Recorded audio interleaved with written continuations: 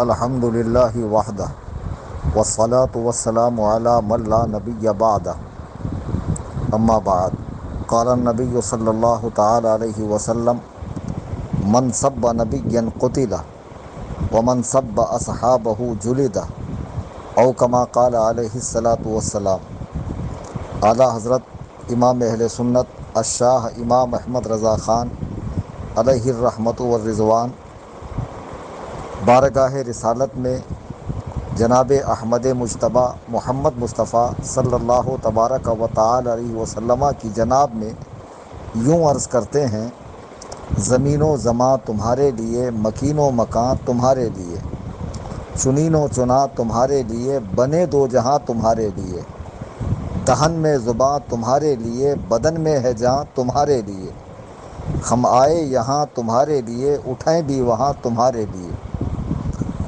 دوستان گرامی،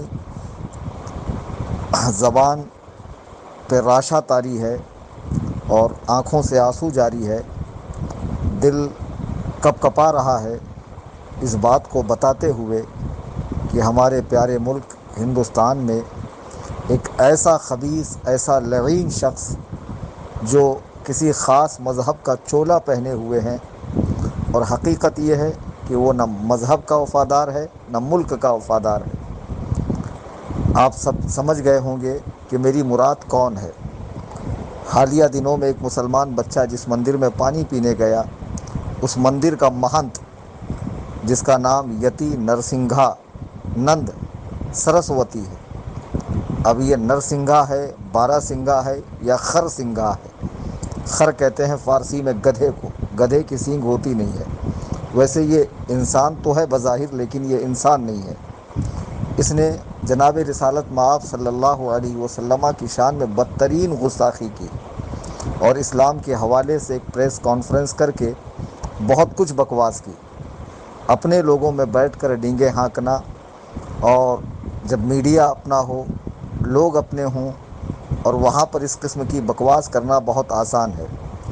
اسلام کے حوالے سے جو اس کے اشکالات تھے، اسلام کے حوالے سے اگر کوئی اس کو ڈاؤٹ تھا تو وہ اس پریس کانفرنس میں ان 5,000 ملاؤں کو نہیں جو بار بار ٹی وی پر جا کر ذلیل ہو کر مار کھا کے عورتوں کے ہاتھوں سے آتے ہیں، بلکہ پڑھے لکھے علماء کو بلاتا اور ان کے سامنے اپنے سوالات رکھتا۔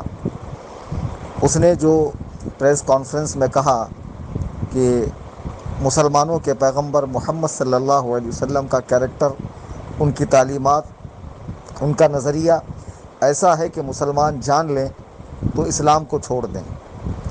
اس کی اس بکواس کے خلاف پورے ہندوستان میں مسلمانوں کے دلوں میں شعلے بھڑک اٹھے، اور کئی جگہوں سے ایف آئی آر کی گئی۔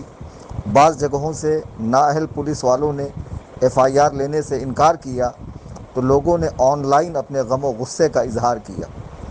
بعض جگہوں پر لوگوں نے پوسٹر لگائے اس طرح کے کہ گستاخ نبی کی ایک سزا سرطن سے جدا، سرطن سے جدا۔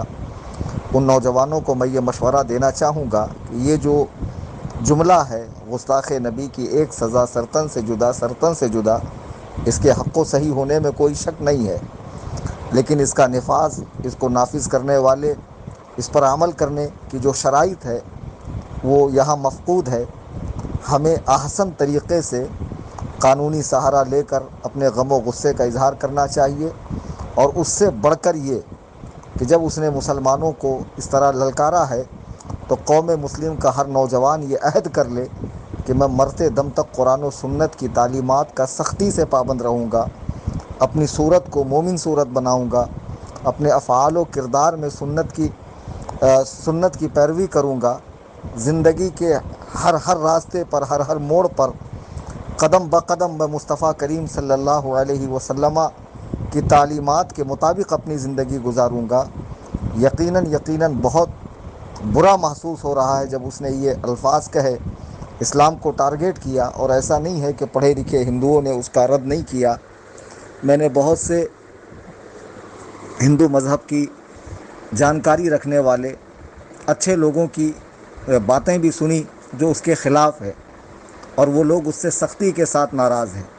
اسلام پہ انگلی اٹھانے سے پہلے اسے خود اپنے مذہب کا گہرائی سے مطالعہ کرنا چاہیے کہ منو سمرتی کیا کہتی ہے کہ اگر کوئی شودر سنسکرت کے شلوک سن لے یا کسی برہمن کو آنکھ اٹھا کر دیکھ لے یا برہمن کا راستہ کاٹ لے یا برہمن کے برابر بیٹھ جائے تو اس کے کانوں میں پگھلا ہوا سیسا ڈالا جائے، اس کی آنکھیں پھوڑی جائے، اسے درے سے مارا جائے، تو بھید بھاؤ اور اس طرح کی ظلم و زیادتی تمہارے یہاں خود موجود ہے۔ اسلام پر انگلی اٹھانے سے پہلے اپنے مذہب کا گہرائی سے مطالعہ کرنا چاہیے۔ میں اس کے مذہب کے حوالے سے کچھ نہیں کہتا، بس میں اتنا کہوں گا جو اس نے پریس کانفرنس میں آ کر میڈیا کے سامنے بیان دیا ہے۔ کیا اس وقت وہاں کوئی مسلمان موجود تھا؟ نہیں تھا۔ اس کا بھی یہ ویڈیو آنے کے بعد بہت سے لوگوں میں بے چینی پائی گئی۔ نوجوانوں نے ہمیں فون پر، واٹس ایپ پہ، سوشل میڈیا کے ذریعے کہ آپ کا جواب کب آئے گا، آپ کب کہیں گے۔ یاد رکھو، کسی عالم کا جواب دیر آئے، ہو سکتا ہے اس تک خبر دیر سے پہنچی ہو، اس کا مطلب یہ نہیں ہے کہ عشق رسالت کی آگ اس کی ٹھنڈی پڑ گئی ہے یا محبت رسول صلی اللہ علیہ وسلم میں کمی آئی ہے۔ جب ایک عام مسلمان تڑپ رہا ہے تو یقین جانیے جو نبی کریم صلی اللہ علیہ وسلم کی سیرت پڑھ چکا ہو اور قرآن کے حوالے سے، حدیث کے حوالے سے، تواریخ کے حوالے سے، اور بالخصوص غیر مسلم دانشوران جنہوں نے نبی کریم صلی اللہ علیہ وسلم کو دنیا کا اول نمبر کا انسان تسلیم کیا ہے، ہر اعتبار سے۔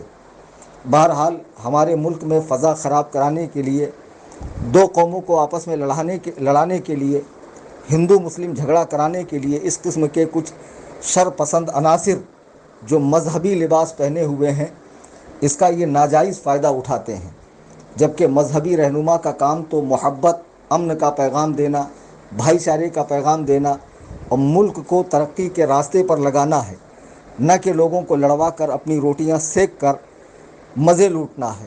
یہ سراسر غلط ہے۔ ایسا نہیں ہے کہ غیر مسلموں میں، ہندوؤں میں سب اسی ذہنیت کے ہیں، بہت اچھی ذہنیت کے لوگ بھی موجود ہیں اور باقاعدہ مسلمانوں کے ساتھ مل کر وہ پروٹیسٹ کر رہے ہیں، احتجاج کر رہے ہیں۔